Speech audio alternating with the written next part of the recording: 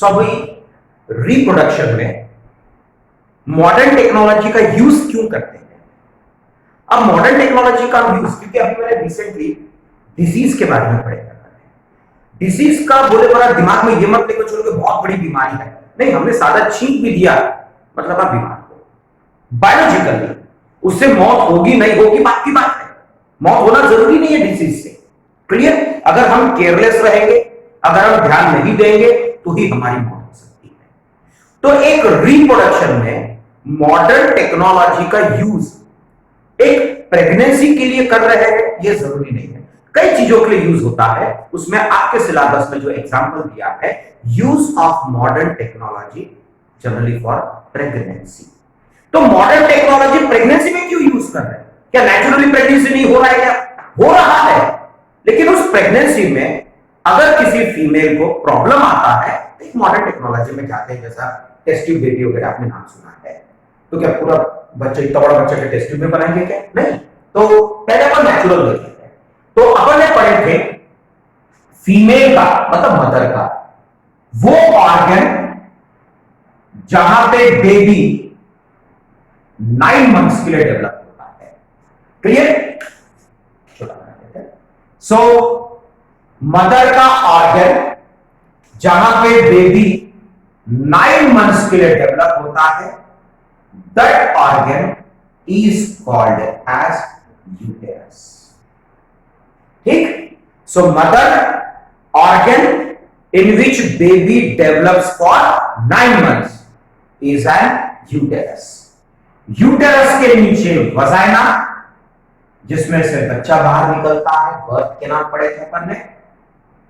Thin skin fold, thick skin fold, labia minora, labia majora, vulva.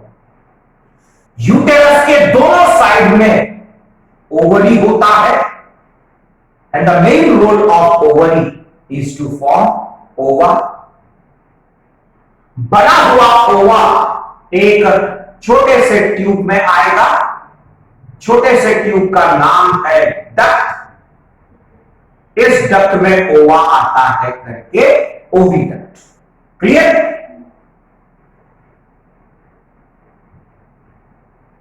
Now बना हुआ ओवा oviduct में आया, फादर एंड मदर का सेक्सुअल कॉन्टैक्ट, कॉप्युलेशन, कॉप्युलेशन के दौरान अंदर में स्पर्म्स आएंगे। The sperm will swim towards the ओवा, फ्यूजेस विद ओवा टू फॉर्म जाइगोट। बराबर? The zygote is converted into morula. The morula enters what? Uterus. In uterus, the morula is converted into blastula, and then the blastula is implanted, implantation, and the female is called as pregnant. ये हो गया natural pregnancy. तो अभी हमको ये देखना है कि मॉडर्न टेक्नोलॉजी इस प्रेगनेंसी में जरूरत क्या है? जब नेचुरली हो रहा है तो टेक्नोलॉजी लाने की क्या जरूरत है? टेक्नोलॉजी तब लाया जाता है जब या तो फीमेल मदर के बॉडी में कुछ प्रॉब्लम होगा, या मेल बॉडी फादर मतलब हस्बैंड के बॉडी में कुछ प्रॉब्लम होगा। अब एक मैरिड कपल में जो मेल होता है दैट इज हस्बैंड, और जो फीमेल होता है दैट इज वाइफ। अब ठीक है, बच्चे से रिलेटेड बात की, हम लोग ने मदर फादर वर्ड यूज कर दिया, बट टेक्नोलॉजी में हम क्या यूज करेंगे? Husband and wife word use करेंगे। क्लियर? अब एक मैरिड कपल में males are husband and females are wife.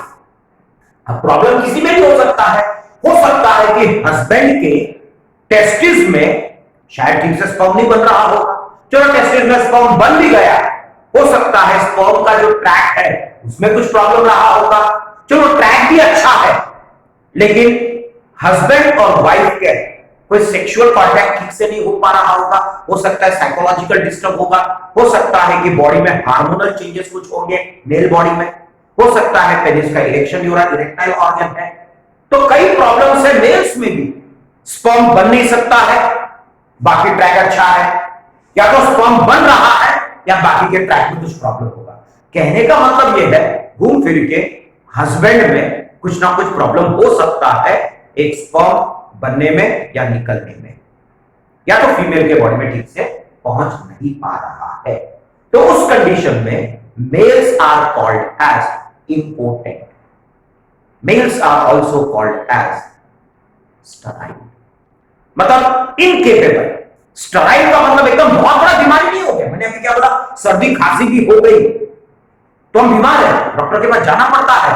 वैसे ही हस्बैंड के बॉडी में स्पर्म नहीं बन रहा है या स्पर्म बन रहा है तो वाइफ के बॉडी में नहीं ठीक से जा पा रहा, इसका मतलब क्या उसका मर्डर कर दोगे क्या? नहीं ना, बेचारे का क्या दोष है? वह डॉक्टर के पास जाएगा, इलाज करेगा, ठीक हो जाएगा, कोई बहुत बड़ी प्रॉब्लम नहीं है वो, और बहुत बड़ी कोई इश्यू नहीं है।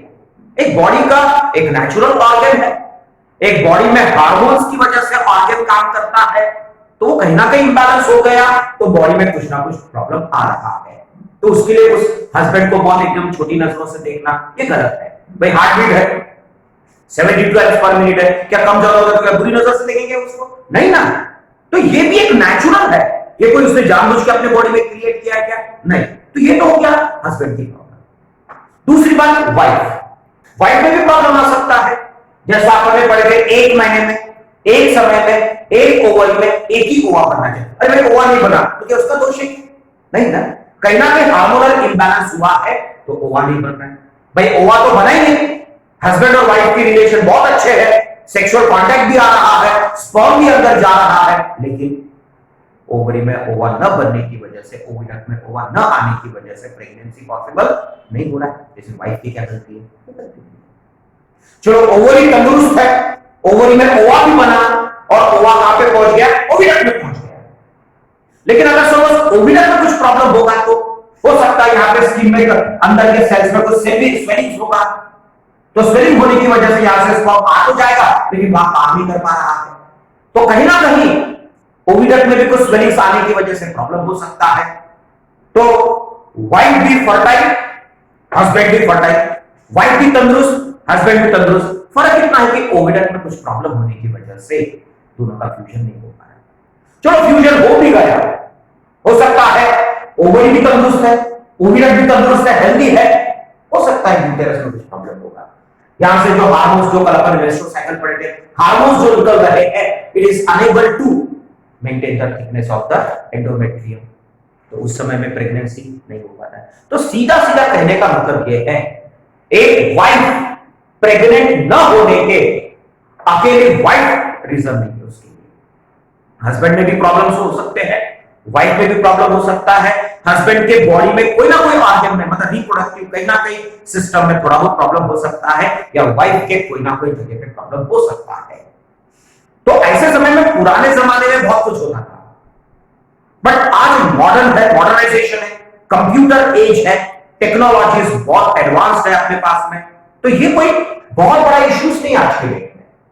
सपोज एक हस्बैंड, कपल की बात करते हैं, एक हस्बैंड एंड वाइफ, चलो किसी के भी बॉडी में प्रॉब्लम होगा, अपने को कोई लेना नहीं।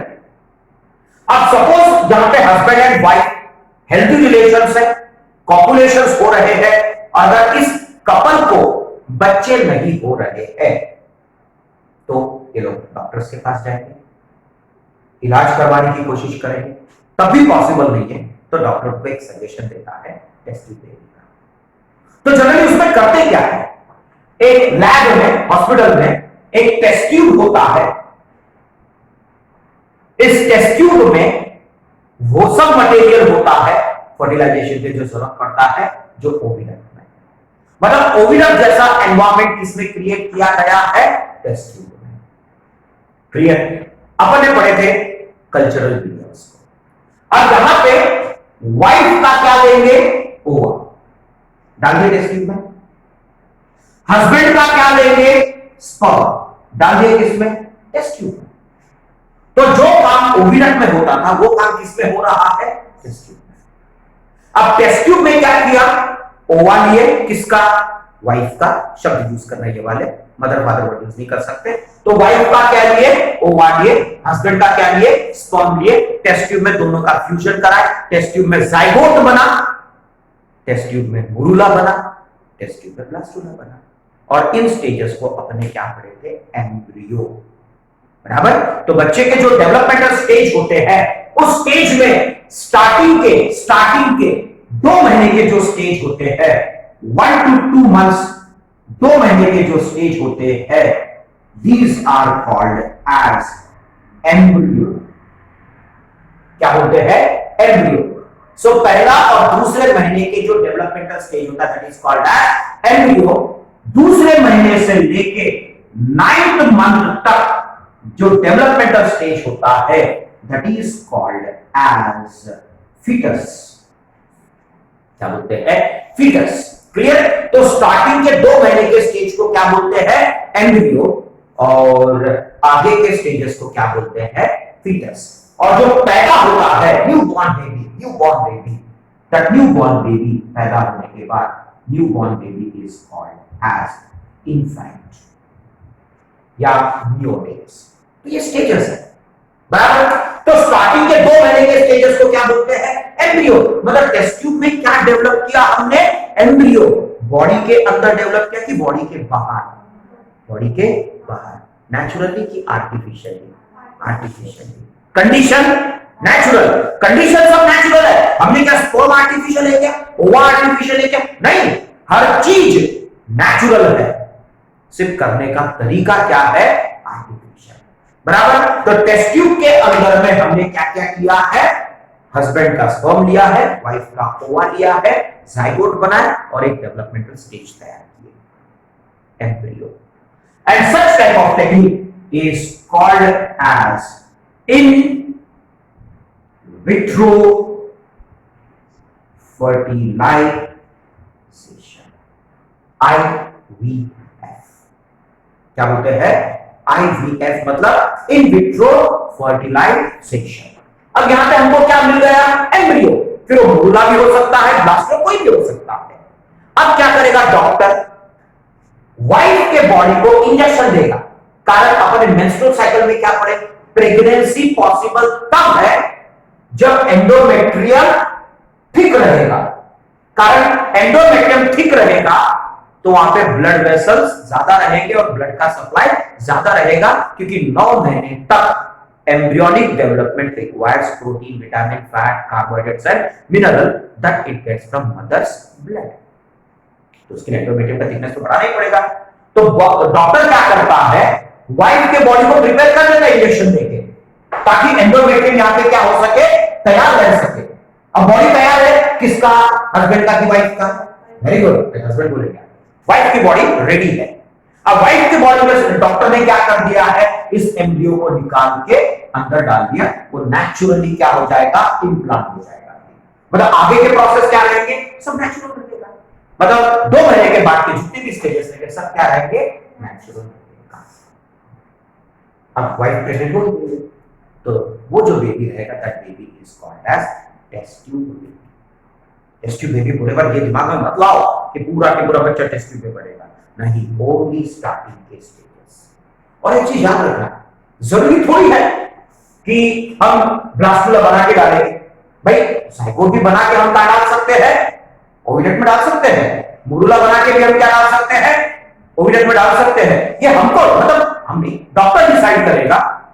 जब तक फीमेल मतलब सॉरी वाइफ का बॉडी जांचेगा नहीं डॉक्टर, तब तक वो ये नहीं बताएगा कि वो स्टेज को कहां डालना है।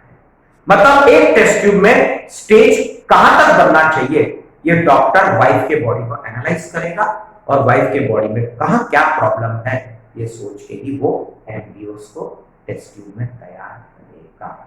मतलब जाइगोट बना के भी डाल सकता है, मोरुला बना के भी डाल सकता है, ब्लास्टुला बना के भी डाल सकता है, लेकिन उसके बाद नहीं, पूरा बच्चा बना के नहीं डालेगा, तो ध्यान में रखना। ओके, तो वो भी मॉडर्न टेक्नोलॉजी की है।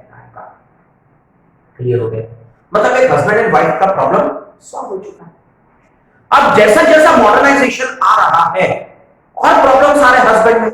अब होता क्या है, कभी कभी मेजर एक्सीडेंट हो गया, किसका, हस्बैंड का, तो उसमें अगर सब उसके टेस्टिस डैमेज हो गए, उसकी क्या गलती बेचारे की, एक सीधी सी बात है ना।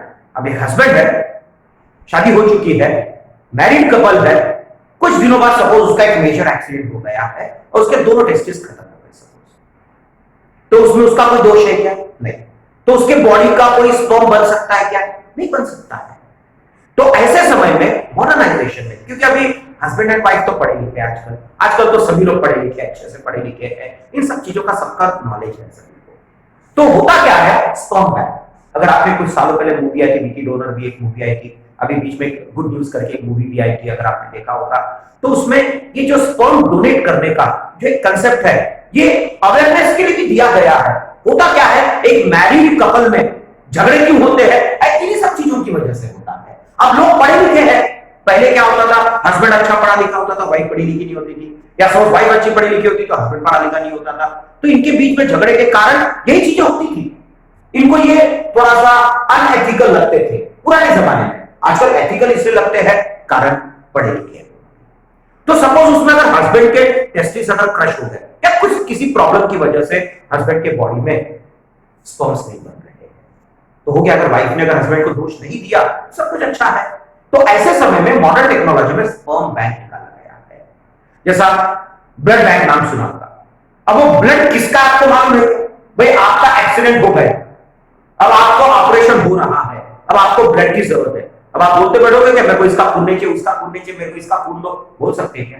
भाई मौत आई है, खून किसी का भी तो भाई पहले चढ़ा कर हमको बचना है। तो जैसा ब्लड बैंक में ब्लड रखा होता है, किसका आपको मालूम नहीं है, तो ब्लड ग्रुप के अनुसार है, A group, B group, A B group है, ओ ग्रुप के नाम से रखा हुआ है। किसी पर्सन का नाम लिखा है क्या वहां पे? नहीं। किसी कास्ट का नाम लिखा है क्या? नहीं। तो यह जात पात तो कुछ होता नहीं है, वैसे यहां पे भी है। तो अभी स्पर्म बैंक करके खुला है, जहां पे क्या करते हैं मेल्स लोग, अब यहां हस्बैंड नहीं बोलूंगा, मेल्स लोग स्पर्म डोनेट करते हैं। अब वो स्पर्म बैंक में मेंटेन होता है। अब वो किसी का नाम का नहीं है, तुमने स्पर्म दे दिया, स्पर्म बैंक में स्पर्म मेंटेन हो रहा है। अब ऐसे सिचुएशन में जहां पे हस्बैंड में प्रॉब्लम होगा, वाइफ हेल्दी हो, या वाइफ में भी प्रॉब्लम होगा, वो बन सकता है। तो ऐसे समय में वाइफ का क्या लिया जाएगा? ओवा लिया जाएगा वाइफ का। हस्बैंड का स्पर्म तो ले नहीं सकते हैं, तो क्या करेंगे, स्पर्म बैंक से क्या लेंगे, स्पर्म लेंगे, एट रैंडम लेंगे, किसी का इसका अपने को नहीं मालूम। अब जैसे ही उसमें डाल दिया, तो जाइगोट में कम से कम 50% जेनेटिक कंपोजिशन किसका है, वाइफ का तो है ना। भले ही 50% जेनेटिक कंपोजिशन जो स्पर्म का है वो हस्बैंड का नहीं होगा, किसी और का होगा, लेकिन एथिकली बच्चा तो इसी कपल का हुआ, भाई 50% उसी का हुआ, बराबर। फिर अगर आपके दिमाग में आता ओवा भी बैंक क्यों नहीं बना, भाई फिर उससे तो जब बच्चा को देना पड़ेगा, तो कारण जब स्पर्म भी किसी और का ले रहे, ओवा भी किसी और का ले रहे, बच्चा भी किसी और का बना रहे, तो बनाना क्यों, अनाथ आश्रम में जाके बच्चा ले लो। ये कपल चाहता है कि उस बच्चे में कुछ तो जेनेटिक कंपोजिशन अपना होना चाहिए, कुछ तो जेनेटिक कंपोजिशन अपना होना चाहिए। तो उसमें अगर हस्बैंड में प्रॉब्लम है, तो वाइफ का तो ओवा लिया जा सकता है। इसे पूरे वर्ल्ड में जो बनता है स्पर्म बैंक बना हुआ है, इसलिए स्पर्म एट रैंडम लिया जाता है।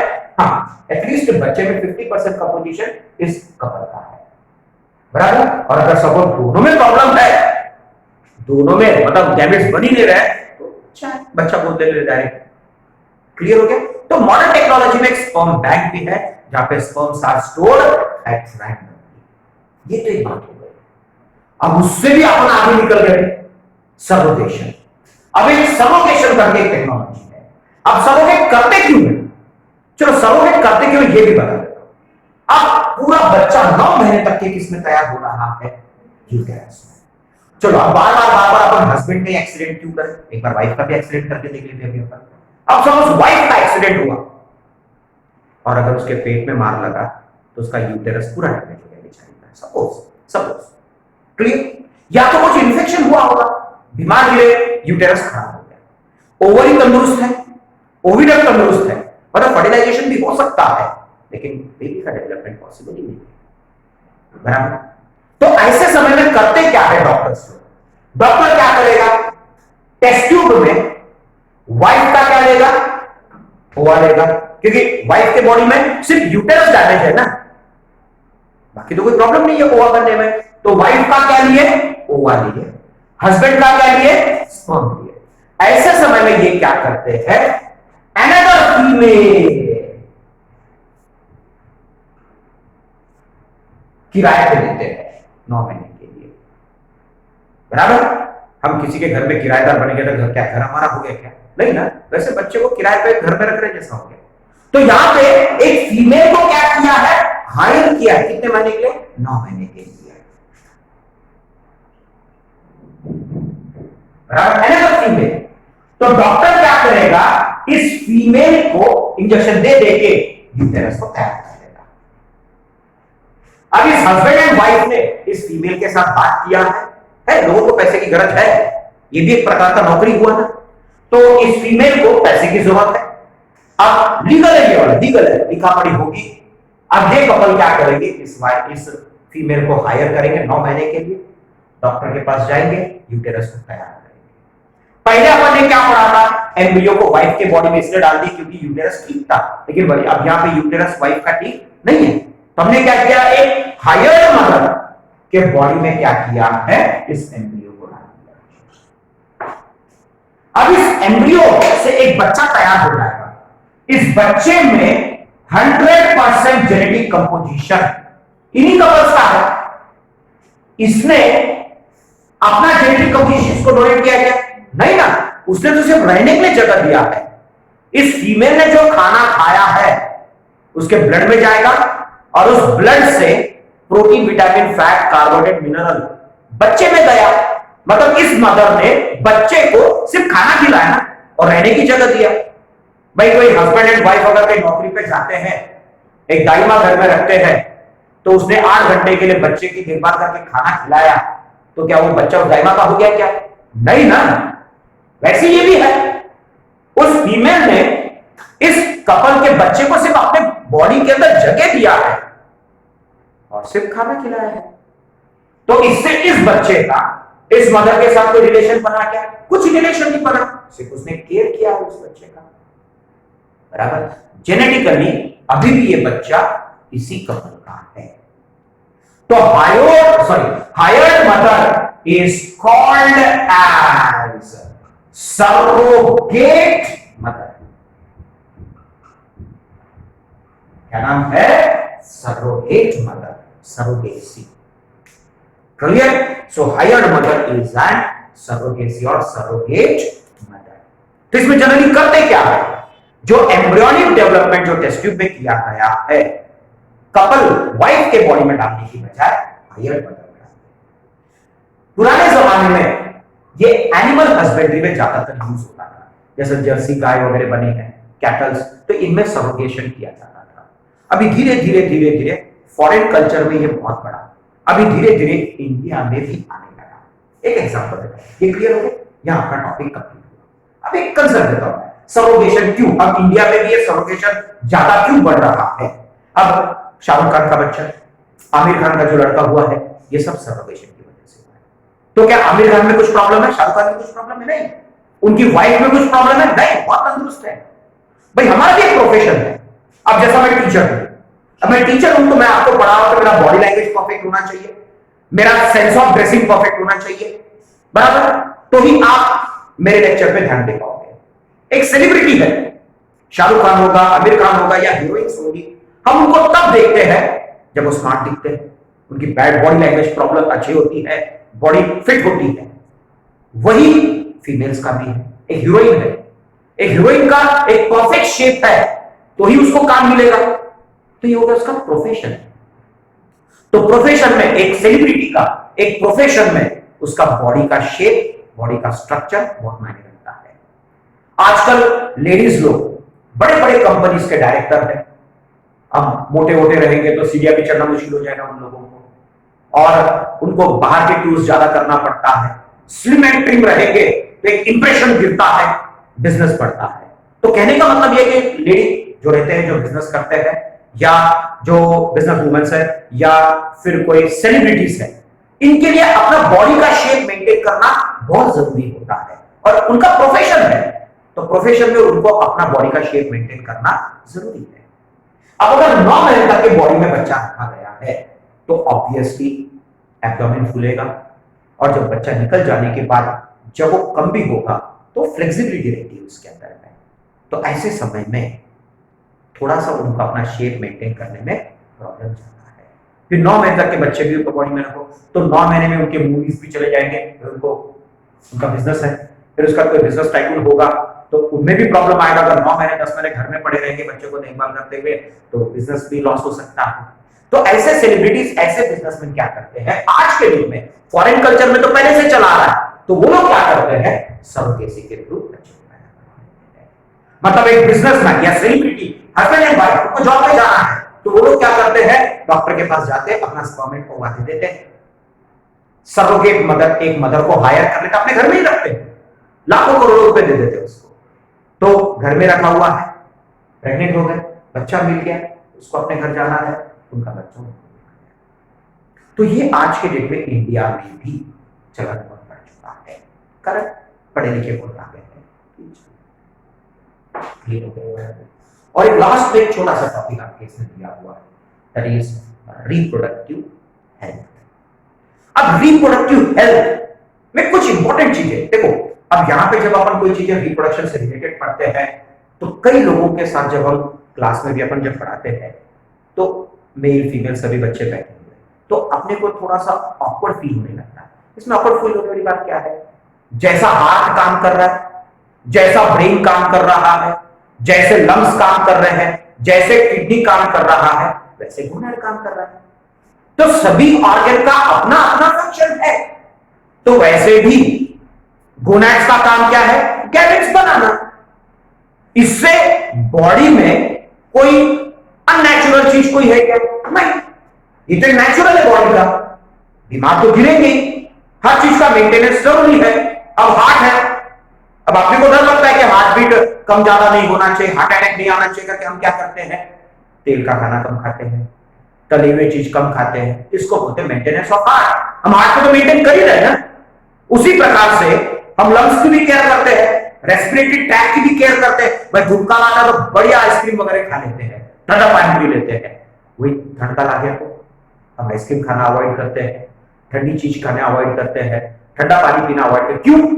क्योंकि हमको हमारे reproductive tract, sorry respiratory tract और रेस्पिरेटरी सिस्टम को हम क्या करते हैं, हेल्दी मेंटेन करने की कोशिश कर रहे हैं, हर चीज। तो हमने क्या किया है, हमारे ऑर्गन्स को हेल्दी मेंटेन करने के लिए मेंटेनेंस तो कर रहे हैं।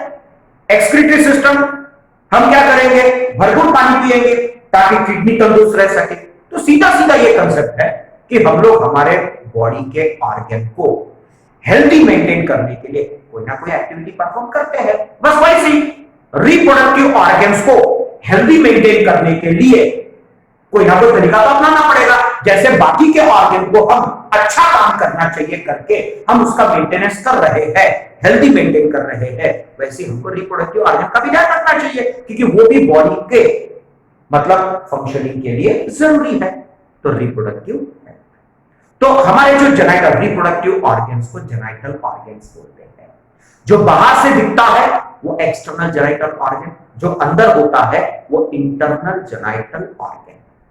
मेल्स में अपन ने पढ़े थे स्क्रॉटम और पेनिस, ये बाहर से दिखता है, तो ये हो गया एक्सटर्नल जेनाइटल ऑर्गन।